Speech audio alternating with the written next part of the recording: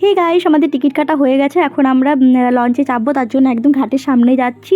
আর এই দেখুন এখানে কত ভিড়, এখানে প্রচুর লোক দেখছি যাচ্ছে। আর এখানে বারবার অ্যালার্ট করা হচ্ছিল নিজের নিজের ফোন, নিজের নিজের মোবাইল যেন সবাই সামলে রাখে।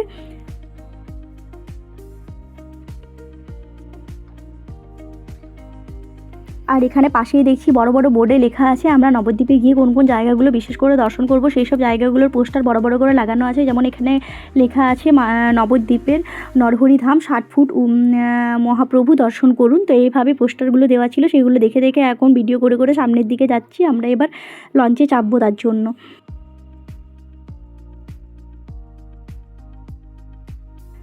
তো লঞ্চে চেপে গেছি, লঞ্চের উপরে প্রচণ্ড ভিড় ছিল। তো এখানে সামনে কোনো রকমের ভিডিও করা যাবে না, এত ভিড়, কোনো কিছু ঠিকঠাক দেখা যাচ্ছিল না। তার জন্য একটু সাইড করে ফাঁকা পেয়েছি, ঠিক যে জায়গাটাতে লঞ্চটা স্টার্ট হয় সেই ওইটার পাশে একটু জায়গা পেয়েছি সরু গলির মতো, সেখানে গিয়ে এখন দাঁড়িয়ে গেছি। ওখান থেকে ভিডিও খুব সুন্দর বানানো যাচ্ছে। আর এখান থেকে একবার ভিউটা দেখুন চারিপাশের, জাস্ট অসাম। আমার তো খুবই ভালো লাগছে। আর আমি এখানে পিয়াকে ফোনটা দিয়ে বারবার বলছিলাম যে আমার ভালো করে 2-4টা ক্লিপ নিয়ে নে, আমি এগুলো ভালোভাবে রিলস বানাবো, আমি আপলোড করব। তার জন্য আমি এখানে একটু বেশি বেশি পোজ দিচ্ছিলাম, আর ও আমার ভালো করে ভিডিও বানাচ্ছিল।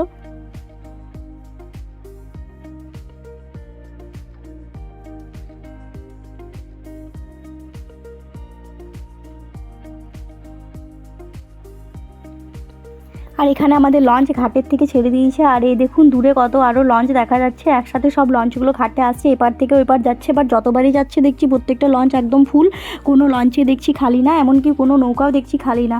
তার মানে একবার ভাবুন কত লোক এপার থেকে ওইপার সবসময় যাওয়া আসা করছে। আমি তো ওটাই ভেবে অবাক হচ্ছিলাম যে একসাথে কত লোক তাহলে এপার থেকে ওইপার সারাদিন যাওয়া আসা করছে।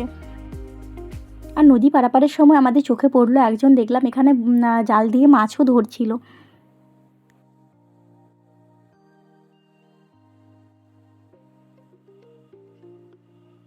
আর এই দেখুন এখানে একটা বড় নৌকা এপার থেকে এপারে যাচ্ছে, আর এই নৌকাটাও পুরো একদম ফুল ভর্তি আছে, একদম একটা জায়গাও ফাঁকা নেই নৌকাটারও।